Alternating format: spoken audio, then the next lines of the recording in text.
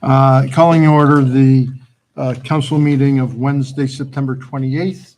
Good evening, everybody. Would the clerk please call the roll? Mr. Knoll? Here. Ms. Atrap? Here. Ms. Weltman? Here. Mr. Daga? Here. Mr. Lemay? Here. Mr. Gentili? Here. Dr. Wong? And now I ask that everyone join me in the Pledge of Allegiance. I pledge allegiance to the flag of the United States of America and to the republic for which it stands, one nation, under God, indivisible, with liberty and justice for all.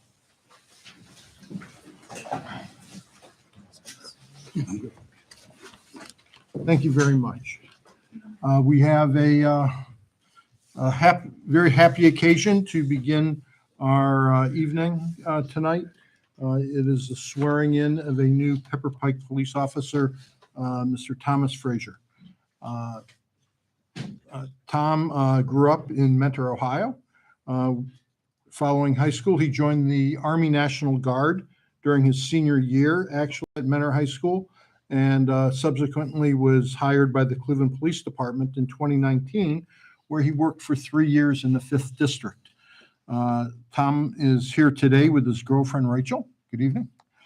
And his parents, Terry and Tammy. Welcome. Thomas came to the Pepper Pike Police Department with outstanding supervisory and peer reviews from his coworkers in both the Cleveland Police Department and the United States Army.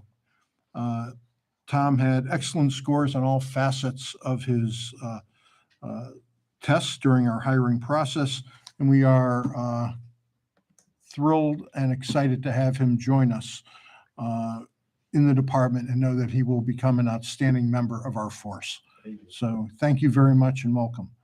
And all that being said, I would ask you to please join me in front of the dais here, and we'll administer your oath of office. Chief, could you join us, please? Yes.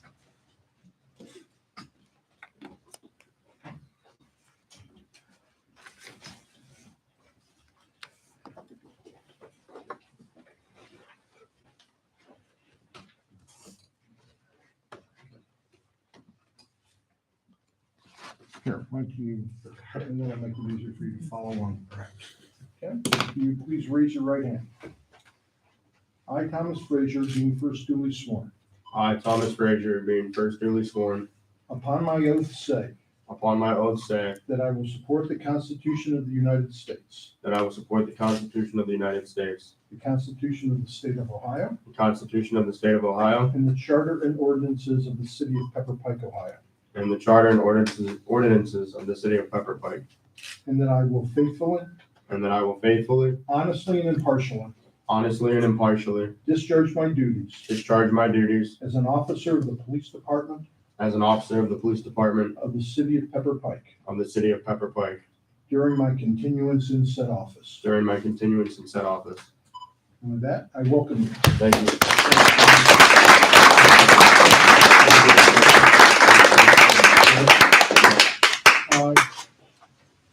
Tom's father, Terry, I understand, is now going to pin his son.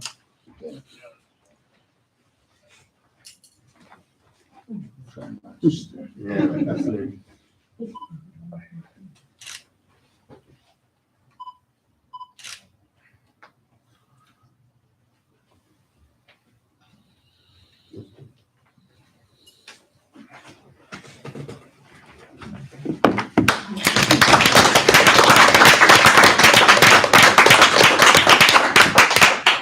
Wonderful.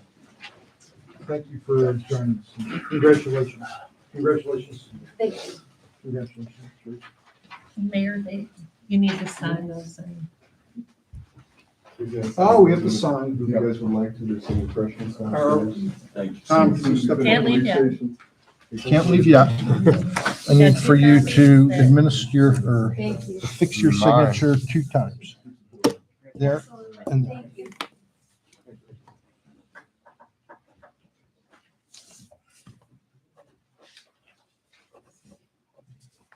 I will do the same.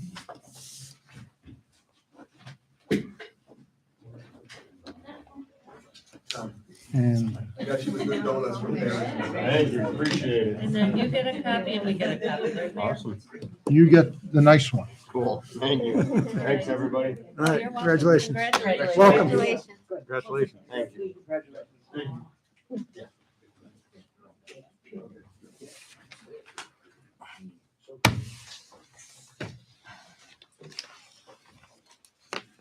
And that is the nice thing that we get to do.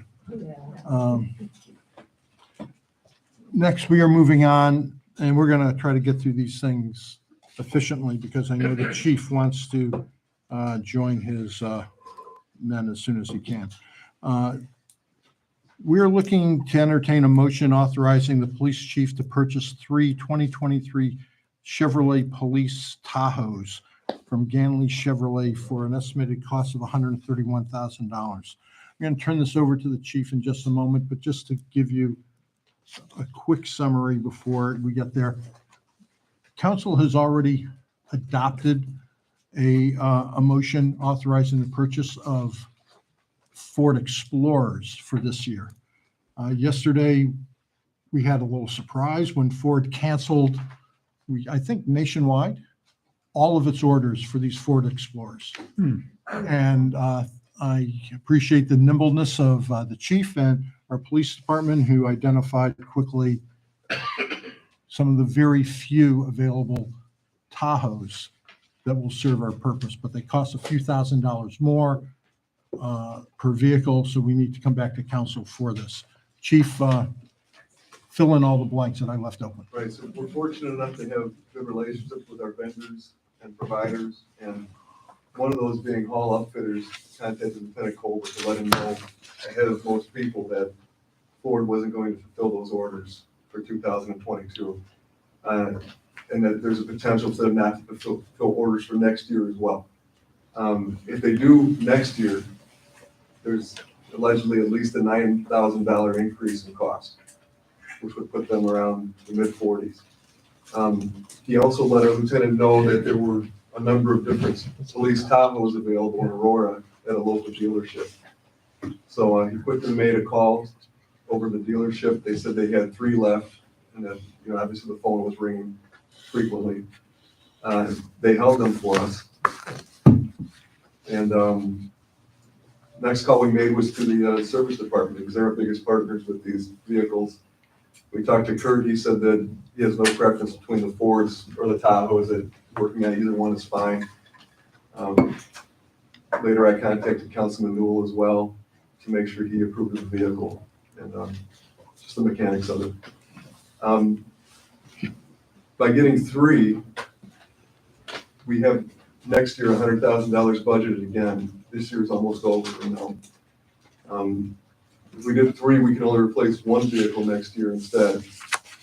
And the other older vehicle, we would transfer over to the school resource officer because his vehicle is at about 90-something thousand miles right now. It's our oldest car. It's a 2014.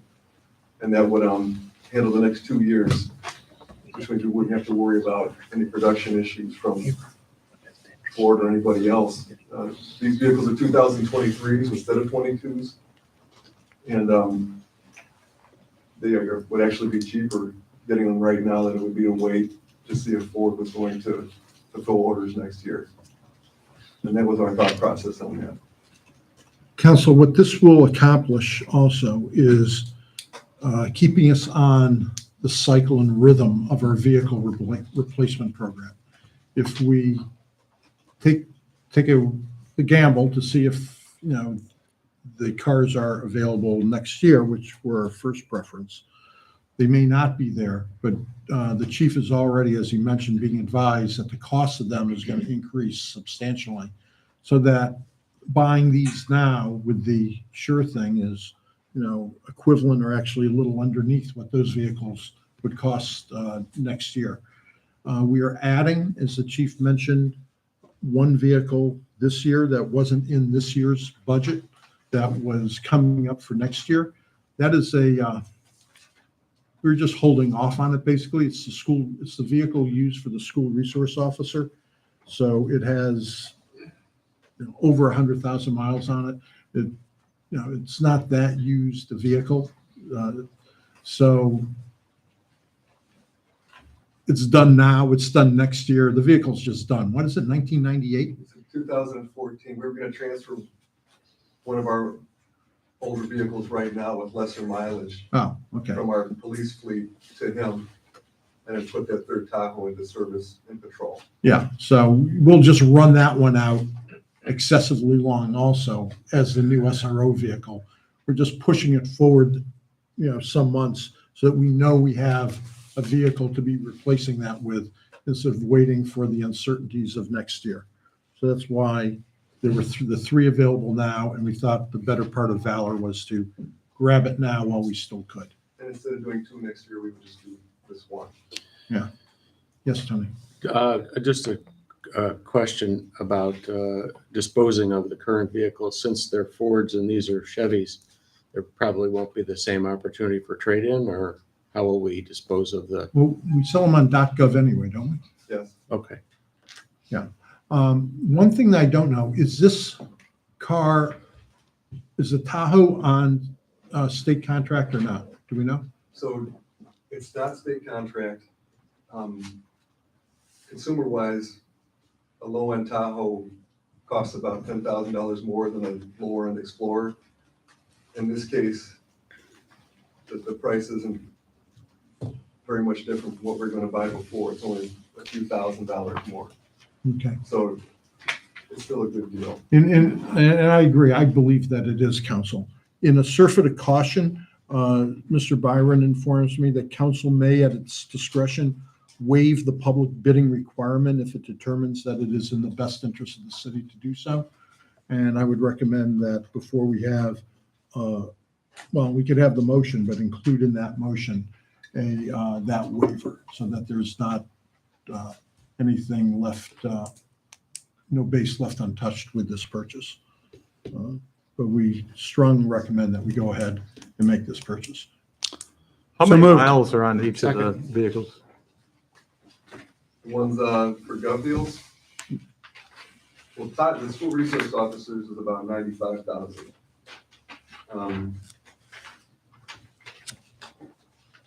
6231 is a 2018 Ford that has 63,600 on it. 6233 is also a 2018 with 89,500 miles on it.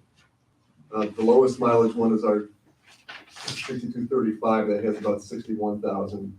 Our idea was to make that the new school resource officer car. And what's the normal number of miles that we trade these things in at? It's anywhere from the 60s to 80s usually. So they're traded in on replaced on a age basis as opposed to miles? Usually every 4 years. Yeah, as the chief and I were discussing, that's a good point, Scott. We were discussing yesterday, I think, when this came up very quickly, related to your point, I think, that these vehicles are not only gauged by the miles that they have traveled, but by the engine wear, like a boat, that you do hours on an engine. We don't clock hours on the engines of our police vehicles, but they are, those engines are basically on during the course of the day. So their engine wear actually may exceed their mileage. And the good part of the cycle that we've established is if you'll recall, some years ago before we started this process, the city had a phenomenon where we would have the entire fleet basically replaced in any single year. And it was a very expensive buy. So we have staggered these things so that we're only buying typically 2 cars in a purchase season. One concern I have is that by skipping, we're going to start collapsing our purchase cycle again against how old the remaining cars would be. And we're going to get out of sync with our stagger program. So that's a concern of mine. Obviously, these are going to require completely different outfitting in the insides because they're completely different vehicles. What's the difference in price? So luckily it's 15, 15,000 is the same as it was going to be for the Fords. So the cost on the upfitting per car is the same. Those were going to be relatively all new as well. And kind of a silly question, but obviously the graphics are going to be different on the outside. We've had Explorers for several years now. How do you handle that? And is there any big price difference? The graphics shouldn't be that big of a difference. We had a design change for the last fleet of cars, like a refresh, and that shouldn't be much more at all. And what about fuel economy difference? It's about 1 mile per gallon difference. I think 16 to 17 is the difference between the cars we're replacing to this larger vehicle. Thank you. And that's our disappointment. If there's a disappointment with this changeover, it's that our new vehicles the Explorers were going to be hybrids. And we were excited about that as a department and as a city to be doing that. So we're going to have to defer that opportunity later. It's not known to us why Ford has elected to abandon their police market essentially. That seems to be what they've done. They may have other higher return on other vehicles that they're using the remaining chips. There's no question, right? So that could be motivating them. Prices are going up and this was a profit move. Like, So, Well, they've been having trouble getting chips for the Explorers for some time. And in fact, from what I understand, in some of the police vehicles that have been produced earlier this year, they haven't even had the chips to be able to put climate control in the rear seats. So it's a supply chain problem. And I'm sure Ford isn't happy about it. Initially, we were buying 2022s with the Fords. These are 23s that we're getting with the Chevys. And according to Ford, the 23 Fords would have been more money than these right. Chevys. I'm sure there would have been more money. So And there's one, as I understand it too, and Chief, you could, if you've done research on this, I think that the Tahoes will be a little bit more comfortable for the officers. So they are larger. And prisoners too, right? Customer service, of course. If there are no other questions, I'd ask for a We already motion. have the motion. Oh, we have the motion. Yep. Second. Jim, do you, okay. Do you- would I Mr. amend the Movement- motion to waive the requirement of a public bidding? Yes, can we add that to your motion? Yes, Okay, so added. so add it. Attorney, do you second that I motion? second as that amended? motion as well. Okay, and without any further discussion, we're set to vote, I think. Roll call, please. Mr. Knoll, Yes. Ms. Atrox, Yes. Ms. Weltman, Yes. Mr. Daga, Yes. Mr. Lemay. Yes. Mr. Gentili. All right, thank you, everyone. Next, we would request a motion authorizing the police chief to have those 3 SUV Tahoes upfitted, which means detailed out with the stickers, the electronics, at a total estimated cost of $47,000.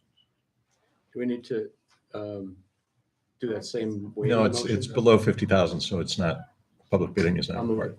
it. Second? Any further discussion? Roll call, please. Mr. Knoll, Yes. Ms. Atrox, Yes. Ms. Weltman. Yes. Mr. Daga, Yes. Mr. Lemay. Yes. Mr. Gentili. Yes. And I'll spell Chevrolet right in a minute. Is that wrong? Correct it, yeah. Oh, it is. It's really wrong. It is. Oh, my. What happened to your? No, Chevrolet was the main sponsor for Bonanza back in the day when I was a kid. What Just happened to your? a little, you know, What show is that? I've never heard of that. some color for the evening. Before my time. He's Next, gonna release. oh, Chief, if you would like to join Your your men, group, please feel excused. Thank you, Shane. Can't Thank you, spell, Councilman. but. Okay.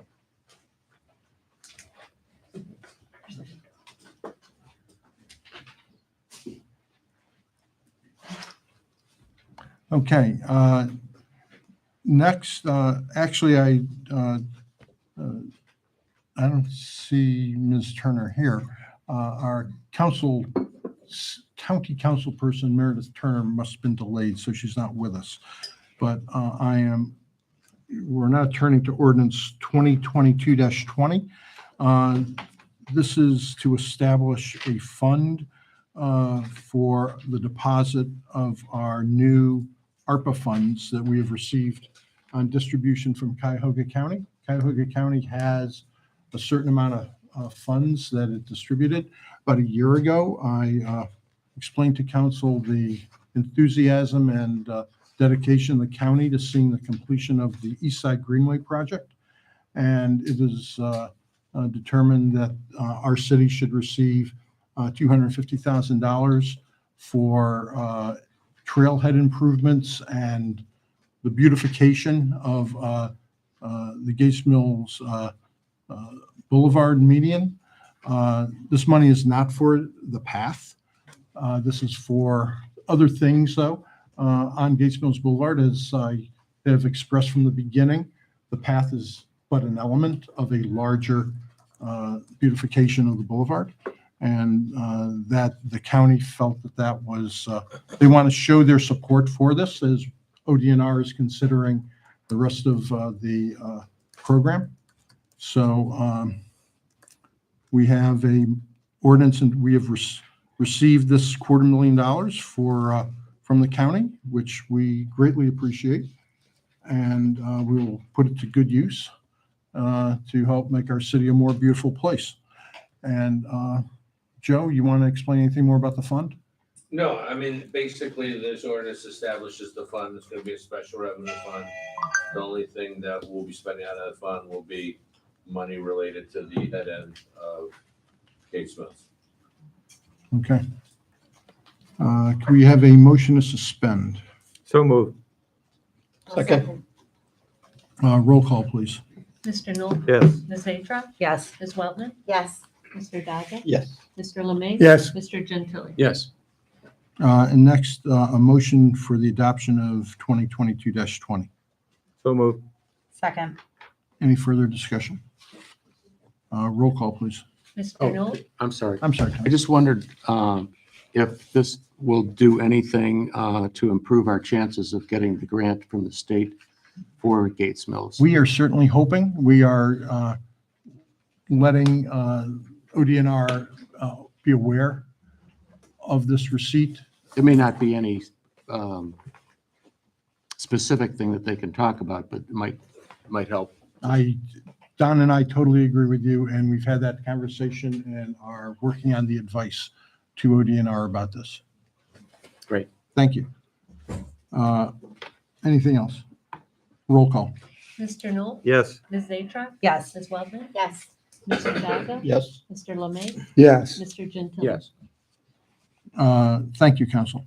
Next, we have an ordinance for appropriation, additional appropriations, and the transfer of items already appropriated.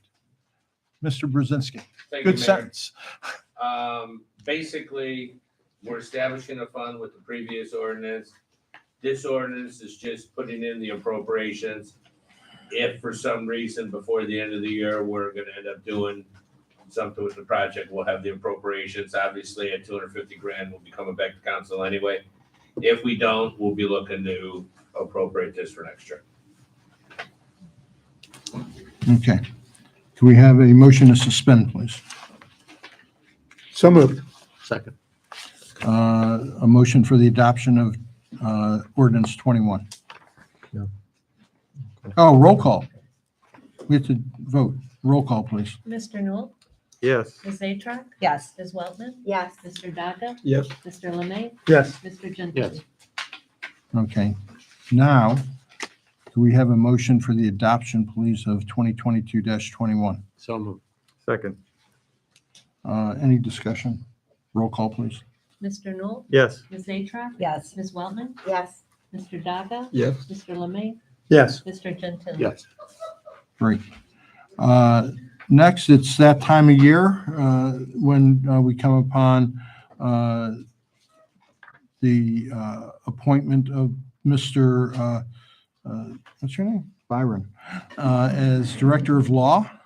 and to enter into an agreement. The agreement is for the same rate. And as we already engaged Mr. Byron and his firm. So this is more administrative than anything, but we need to do it. So can we have a motion to suspend? So moved. Second. Roll call, please. Mr. Newell, Yes. Ms. Zatrak, Yes. Ms. Weltman, Yes. Mr. Daga, Yes. Mr. Lemay. Yes. Mr. Gentili. Yes. And next, a motion for the adoption of 2022-22.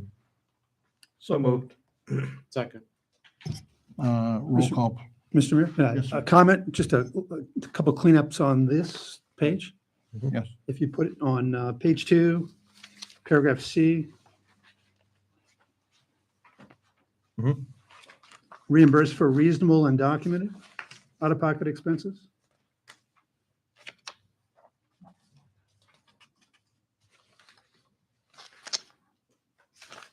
Continuous improvement. You're requesting that that be Inserted. reasonable and documented? Yep.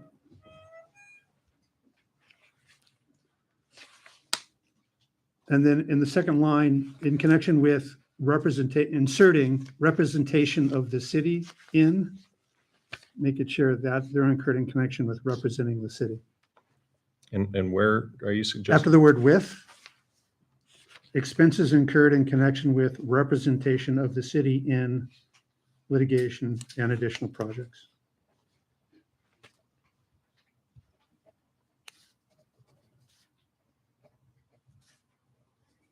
Okay. We will make that correction in the signature copy. I think we have a, Do we have to remove that, or wait, pardon? do we have to remove? No, Okay. I don't think so. Do we? No. No. Yeah, as long as No, no, there's this is- unanimous consent to the This is amendment. simply to enter into it. So that's what I'll enter into. Roll call, please. Mr. Newell, Yes. Ms. Zatrak, Yes. Ms. Weltman, Yes. Mr. Daga, Yes. Mr. Lemay, Yes. Mr. Gentili. Yes. Thank you. Next, we move on to a resolution to apply for and accept grant funding from the Ohio Division of Forestry Urban Canopy Program. The Urban Canopy Program requires an actual ordinance to be passed before we can apply. And the application is coming up due The 14th. the 14th of October. So we won't meet before then. So we need an ordinance to submit along with our application. And this is to plant new trees, is basically what the use of the funds will be for? Yeah. Okay. On city property or Yeah, this has to be on city. on property. city property? This cannot be used on private property. Okay. And it's a matching grant, correct? 50/50. And do we have a plan where that's going? Like, is Not there a vision Yet yet? to be Wherever there is designed. space Yet to be designed. We will be conferring with our arborist. Okay. And he will come up with both species and recommended locations for it. And all that has to be included in the application. I think the circle is full now, so. I think it's No, shoehorn. no, the circle is full. We need to find. It's a resolution, so. I thought we were going to start rotating some of those. Yeah, we may have to, but yeah. All right. So we need that resolution. So can we have a motion for that, please? So moved. Second. Roll call, please. Mr. Newell, Yes. Ms. Zatrak. Yes. Ms. Weltman. Yes. Mr. Daga, Yes. Mr. Lemay. Yes. Mr. Gentili. Yes. Uh, Well, there's one more motion. And finally, we have one more motion to award a contract for storm sewer cleaning and televising in South Woodland, the amount of $47,335. Although this doesn't hit our 50 number, I think we should have a resolution, a motion to do it. You want to take us through what this is? We had a couple of years ago, generate or put a line item in for cleaning and televising for the storm sewer mains. And just so we could identify certain, if there's any problems coming in, a lot of it had to do with a I believe we were trying to stay ahead of repaving schedules and some of that stuff. So between Don and I, we tried to come up with a street where we did Fairmount 2 years ago, and so this year wanted to do South Woodland because Shaker's already going to get repaired. So some of the big main streets are out of the way. No, we've Then we can- televised Shaker in the past. too. Yes, We did yes, have we some did. good data on Shaker. Yeah, and it helped us with what Don was doing for the new project, so. So- And this is already in the budget. I think there's a line item for 110,000, 105. 105, sorry about that. So this gives us wiggle room in case we find. Yeah, so in case we find something, collapses or anything, we can still repair those. And you got some bids for this. I believe 3 bids We came got in. 3 quotes. They were all Yeah. pretty tight. They were all, pretty- 47 to 57. yeah, all good contractors, and this was the low bid. Okay. Is this the entire length of South It Woodland? goes from Old Brainerd to Pine Tree. So just about. Pretty all close of to us. about, yeah. That last little stretch is actually ODOT's responsibility, so. Oh, from Pine Tree From Pine Tree to Sound. Woodland To to Sound. Sound is, oh, Yeah, okay. it's 87. So it's basically all up the pike. Yep. All right. Anything else? Can we have a motion, please, to award the contract? So. Second. Roll call, please. Mr. Newell, Yes. Ms. Atrach, Yes. Ms. Weltman, Yes. Mr. Daga, Yes. Mr. Lemay, Yes. Mr. Gentile. Yes. Thank you. Thank you very much. Good night, Mom. Uh, Next, we have any reports from committees and department heads. The Finance Committee met prior to this meeting. Yes, we had a finance committee at 7:00 today. First thing first, the state of Ohio has completed the audit of the books and records of Pepper Pike and gave us a very clean audit. Congratulations to Joe and your team. It's great news again from the state of Ohio. So I wanted to make that note of that and for the record. And review the financials, expenses, revenue. Revenue continues strong growth in the income taxes. Expenses are in line with budget, so very good financial situation for Pepper Pike. Thank you. We've already heard, well, since the police chief isn't here, Joe, why don't you catch council up on the status of the police station? All right, we're almost at the final phase of the final walkthrough with the punch list. And within the next 2 weeks, they should be pretty much fully in the building. There'll still be a couple things due to supply chain issues that still have to get finalized, but they'll still be back in their building. That's where it is. But a lot of it's come together in the last couple of weeks. Loose ends, lockers installed. It looks like a police station at this point. It just needs finishing. Last week after the meeting, Mr. Lemay and I and someone else walked down there. It was really cool to have the old jail door. Isn't that cool? That's on the top. That's very that's cool. fantastic. So you can still I'm glad scare you like- small I'm glad children you with like it. that. Yeah, that's right. That's right. That's right. That was really neat, the way they. That was a great Yeah. reuse. And that, credit to that to the Bylowski architect team who came up with that idea. It was a very good idea. And I don't think we've had any other, no. So Don, you have anything to catch us up on? How about you, Jim? We're coming into the months. Yeah. We all set on salt and everything? Salt, we're almost loaded on our bin. We took all we could take last year. And all our equipment, they've already went through the trucks. And as soon as the Fall Fest is over with, where we're not so worried about room in the parking lot, we're gonna bring up our salt bodies and get those things ready. So we should be in fine shape. Okay. Is there a date, or do you watch the weather pattern as to when you make the decision to attach plows? How do you make that decision? Actually, we have one set up totally ready to go right now. Oh, okay. So, and then usually November 1st, I want every truck ready. And so they'll be out there. We do have a couple of trucks now that the plows go on so quickly, we can still run the chipper and stuff like that. So we can outfit a truck and have it ready in probably 20 minutes to go out and plow. Okay, great, So great. Thank you very much. The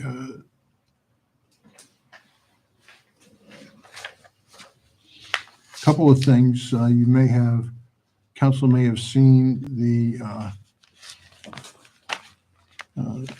comments in my position as the president of the Cuyahoga County Mayors and Managers Association.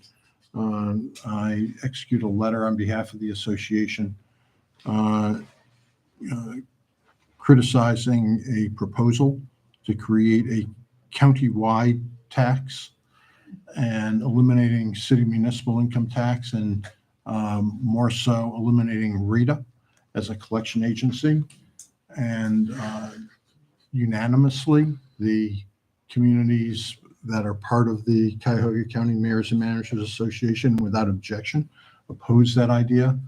And since the idea had become very promoted by a candidate, we decided, actually the association decided that something needed to be said about that. While the association recognizes that there are issues that have been created by remote working and tax collections, that some communities have greatly benefited by it, and other cities have been hurt to a significant degree by it. And that is an ongoing problem that needs to be addressed and calculated as to how we address it. But a one-size-fits-all solution does not seem to be necessarily the answer. It's going to create a more nuanced approach to the problem.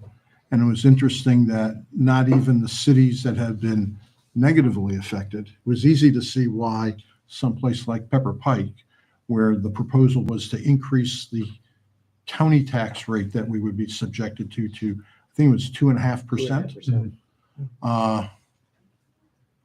That we would not be in favor of such a thing. That wasn't a big reach. But it was interesting that the smaller communities, or not smaller necessarily, the communities that had been suffered under remote working, if that is the reason, a reason for their lack of revenue. There are other reasons why some of these communities certainly have lack of revenue, the loss of their commercial or industrial base, something like East Cleveland, where, it's a question, how does a community like that survive? But the answers are more complicated than what the proposal was. And while, and we have invited whoever becomes the new county executive to work with the mayors of Cuyahoga County to look towards what an effective solution for everybody might be.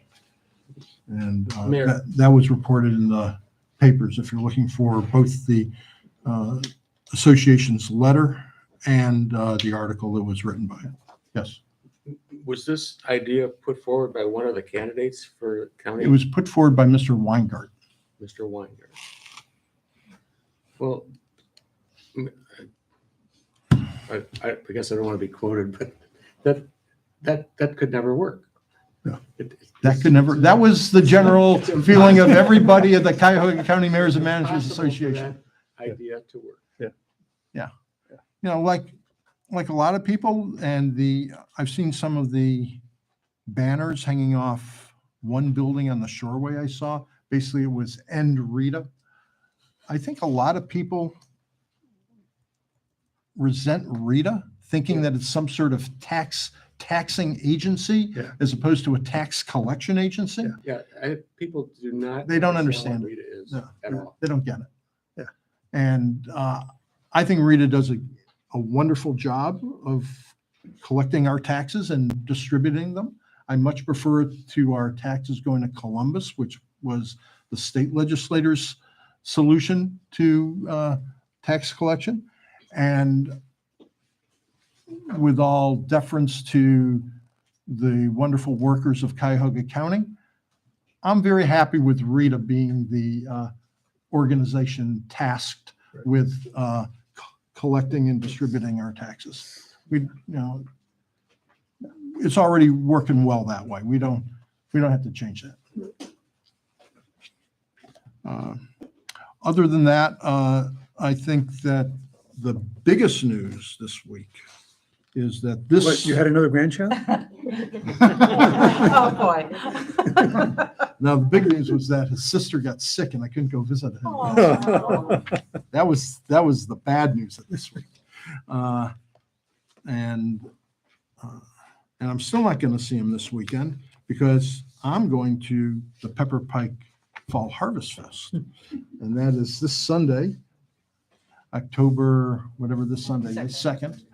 And although the ticket sales for the dinner are closed and any extras that we prudently purchased have now been sold, the children event is wide open, no tickets necessary, and we urge all anyone with a child or access to a child who wants to come to the Fall Harvest Fest and do some pumpkin painting, they used to call it face painting, but now with COVID, it's body painting because you can't, I guess, paint someone's face. But we have the petting zoo coming. That was going to be part of the ice cream social, but because of the rain delay of that, we rescheduled that, and they're coming this week to that. And there'll be the hay rides that our wonderful service department leads, and that's a lot of fun. And that's for both kids and adults are welcome to that. We have some great music coming up, even if you're not having dinner. And if you bought a dinner, remember, you can bring your kid. We give them free hot dogs at the Fall Harvest Fest dinner. Anyone is welcome to come enjoy the very nice jazz trio. I don't think it's a trio, I think, not a quartet, that's coming to entertain us. So that's available to anyone also. So with that, that's going to conclude my report tonight. Council, anything? Okay. Members of the audience, anything? Okay. Bart? go ahead. Gerard Bartasevich and Schaefer Boulevard. I'd like to get an update on our sewer project. Where are we done? We are finalizing the schedule with the contractor, and we are in the process of getting all of the utility pole issues worked out with First Energy. They will be starting some tree trimming and some tree removal over the next several weeks. Okay, because I noticed someone posted on Pepper Pike Facebook page that they were concerned about all the ribbons on the trees. I understand that doesn't necessarily mean they're taking them down. That just indicates that they contacted the resident to get permission to either trim or take down. Right?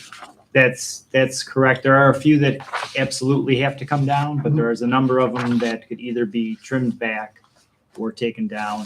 We've gone through that process. I personally talked to probably 24 residents on that side of the street about status. Is that all finished? Because There's- a tree on there's- my property could probably come down, and I haven't been notified. If you haven't been contacted, it's not something that they're trying to take down Okay, or trim. or trim. They still are going to do their normal line trimming that they would do anyway, so it'll be in addition to that, an aggressive trim. Okay, thank you. Okay. Anyone else? I saw your hand, Gene. Was your hand up, Gene? Oh, are you talking? Hi, I'm Jean Gasky, and I live at 30496 West Sliderwood. And, you know, I just, this is obviously to, not to the audience, but to the council.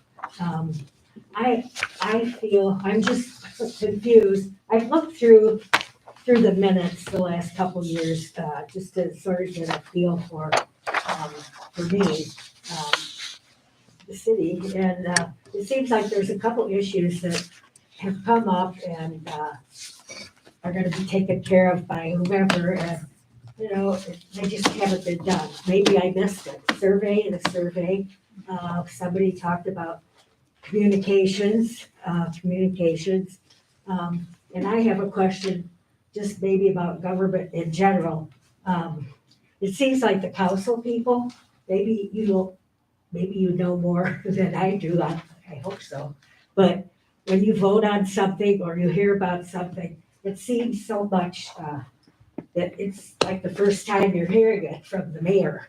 And I don't know, you know, you guys just sit, you don't say anything. So it's just rambling, but I don't feel like there's a plan. And it just sort of seems like, you know, swinging by the seat of your pants. Whatever issue comes up, then it's taken care of. But I know we've talked about a city plan, and it just seems like things that are brought up, they're gonna be looked at, but I never hear back from them. So that's what I have to say, okay? Thank you. Thank you. Behind you. Hi, Jackie Godick, 27 Hunting Hollow Drive. I'd like an update on the survey regarding the sidewalks. Right. This committee was formed to do another survey. We have contracted with the Cuyahoga County Planning Commission to work with us to create that survey. And we're coordinating dates for our team to meet with their team. That's where it is right now. Okay. Anyone else? Okay. Oh, in the back. I'm sorry, I didn't see you. One little guy in the corner. You're the guy in the corner. Yeah, Al Tagian, 3276 Lander. Over the summer, I observed in small, medium, and larger communities, a lot of people driving golf carts throughout their communities. Do we have any ordinances for or against that in Pepper Pike, and have we planned for that? I know there's some, I'll let the law director, I don't know. I know that you can't generally operate those things without a license plate on the I don't street. think golf carts are street legal. So, Yeah, I don't think they are. I was surprised at the number that I saw in these other communities. And Yeah. it wasn't just older individuals, it was a lot of individuals. Well, I don't think I'm sure we have our one-offs here and there in Pepper Pike, maybe. I don't know. But they're not street legal vehicles, so I think that's the answer. That said, I guess we stand adjourned. See you weekend. I know no one in this room is going to miss it. Ordering up the plans, get them all lined up. Everything's lined up.